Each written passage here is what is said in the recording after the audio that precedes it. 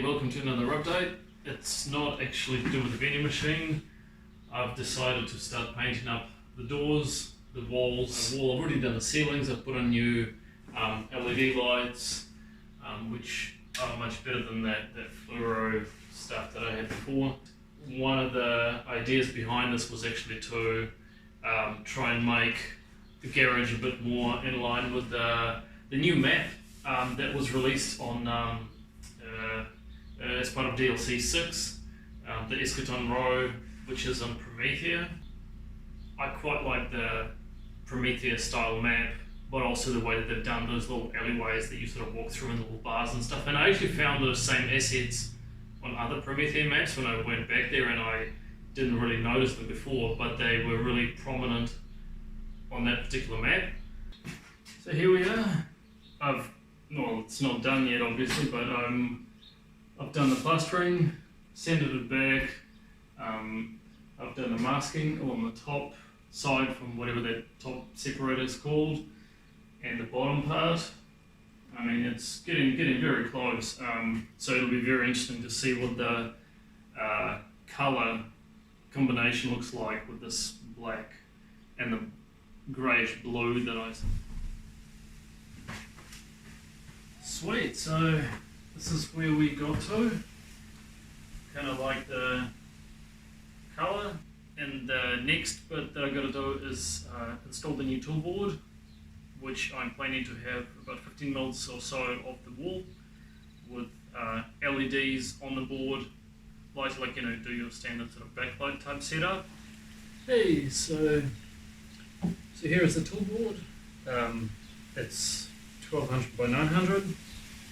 I've got this is the underside, this is the part that's going to face the wall, and I've got this green LED strip around the edges, so it's between sort of 10 and 12 mils of the edge. And what I'm going to do now, basically chop it right there and try preserving the gap between LEDs even as I do the edges, so they should be pretty consistent, because it's going to be quite close to the wall, so any inconsistency you'll be able to see on the wall itself, and I want it to be quite smooth.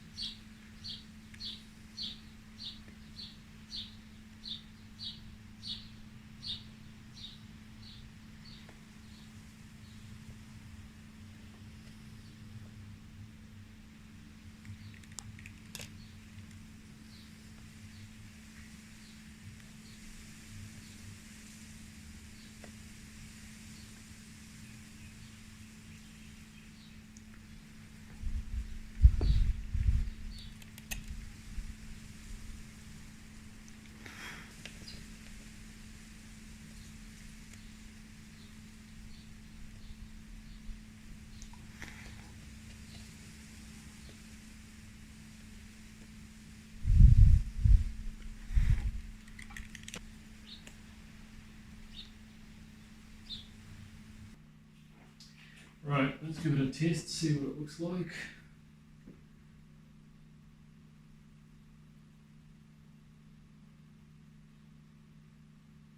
Actually, that's not bad. I think it's there's just the right kind of brightness I was hoping for. It's actually pretty consistent, which it, you know, it should be, but yeah. Sweet.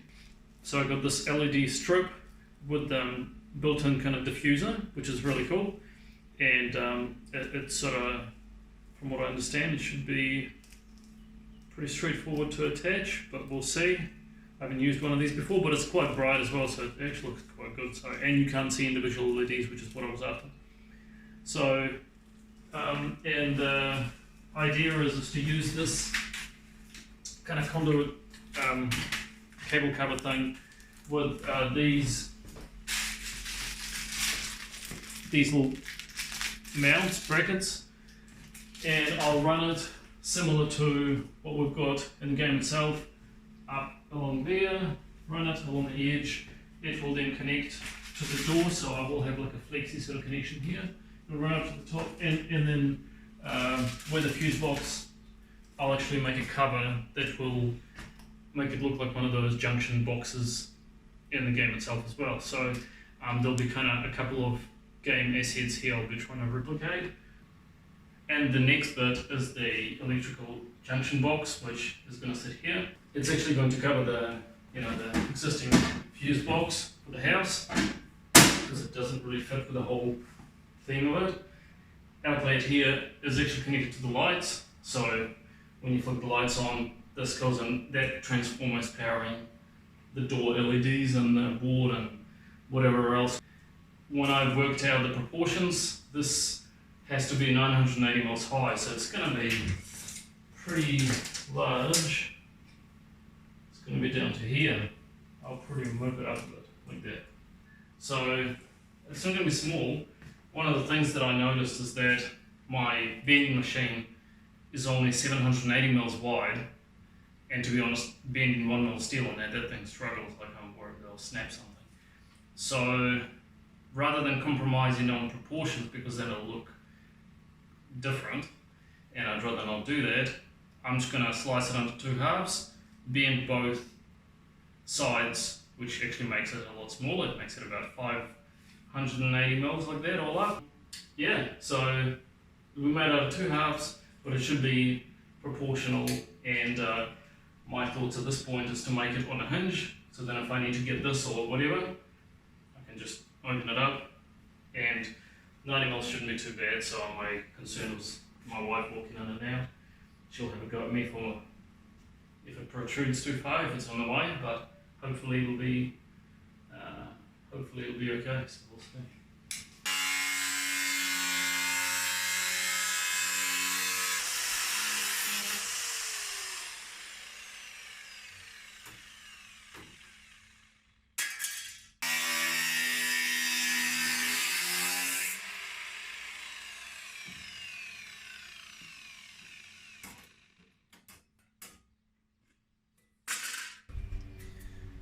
Okay, so here I've got to bend all these bits at 90 degrees. Now there is a trick to doing this, is that if you do it in a certain order, you can actually bend all of them, because if I bend, let's say, this one and this one, then they're going to be in the way of being able to bend this one, and then I'll have to do it by hand, which is a pain, because anyway. So I would do this one, then because there is a small gap, you can actually move this bit out. When this is vertical, I can actually bend it up to 90 degrees, so this part will actually touch the flat section there. Then I'll be able to bend this one, because this one's still flat, and then I'll be able to turn this one, because this one's already going to be bent. It means I can get all 3, as long as you do it in that order. Otherwise, or obviously the other way around, but if you leave this one for last, you're going to start it. So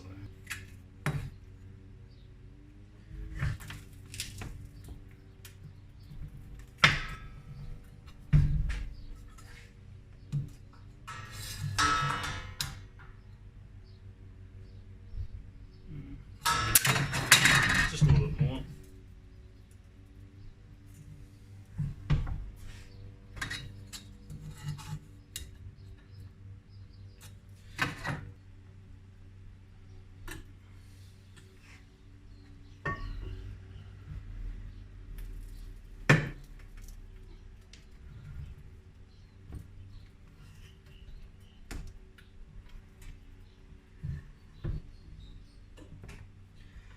This one slightly not quite there, but I'll be able to manually bend that one out.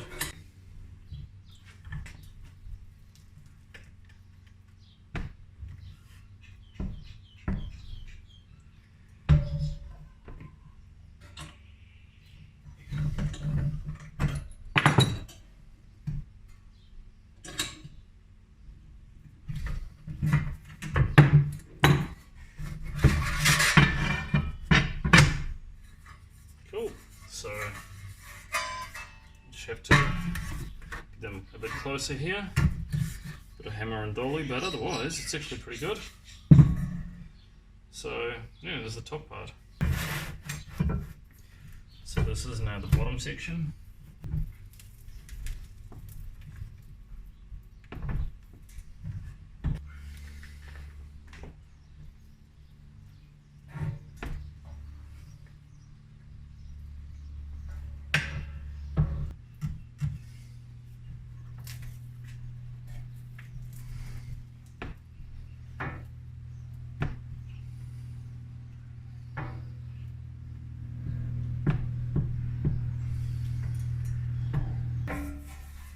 Okay, there we go, is the bottom section.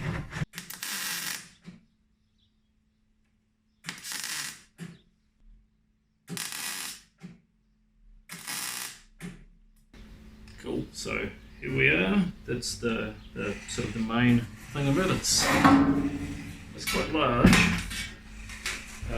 but hey, it's to scale, so either go to scale or don't bother. I've got the all inner walls done. I spotted them from the inside, so it's all nice and smooth here. So at this point I'm actually thinking I should probably panel beat this and actually paint it up, because it's, you know, not going to do a bare metal like the vending machine. Yeah, so the next bit is I'm just going to cut the gaps out for the LEDs and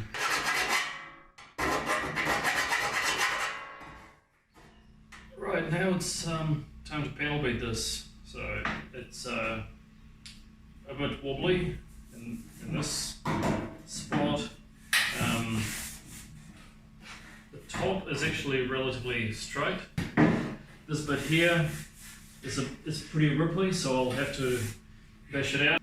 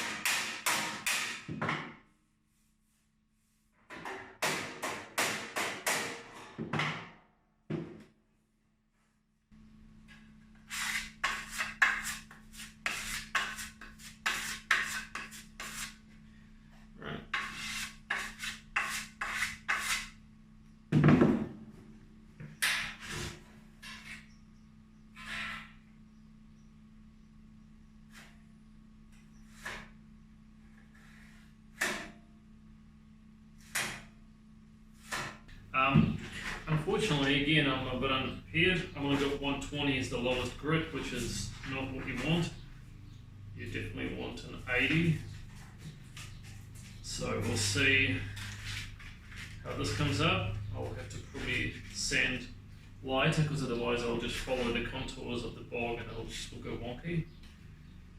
So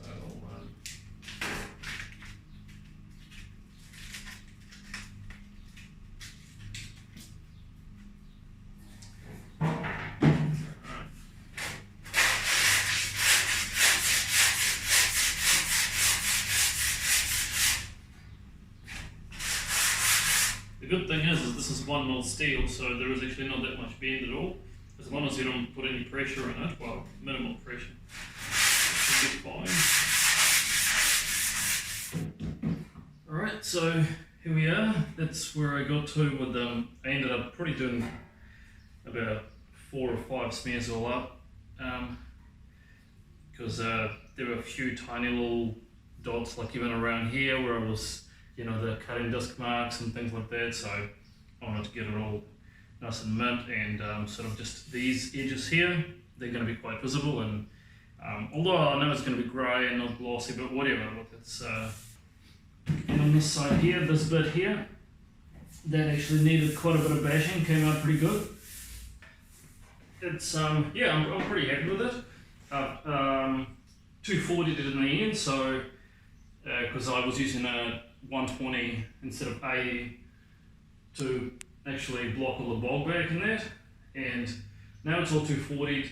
I can't prime it today because I'm not priming it inside after repainting the garage, and it's raining. So hopefully tomorrow it'll be clear, or at least not raining. So I'll give it a go and prime it up.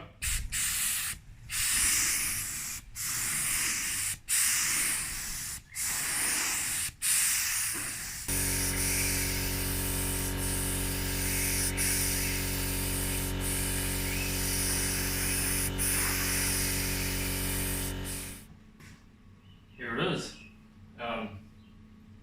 Straight lines, I ended up doing it with the Sharpie because no way I can't do anything that straight with the brush. Sort of figured out some of the brush lines, but whatever. I think it's okay, probably the best that I can do. And of course it's still, see, so it conceals the fuse box and the couple of transformers that are actually used to power all the LEDs in that, so it actually serves a purpose. And here we are, the fuse box cover is done, the cable, the map backlighting's done, the door I finally actually had to redo it.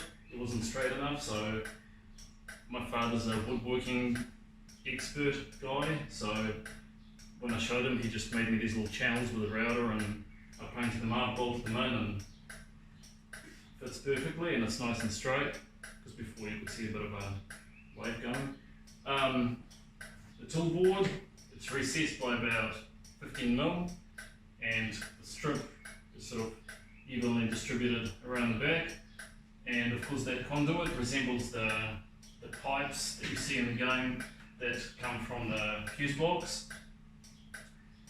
And yeah, it's functional. I mean, I like it. Anyway, it's probably not for everybody, but I'm quite happy. So, and the colours seem to work. Looks much tidier than it was, so yeah, I think I can get back to this thing now and finish it off.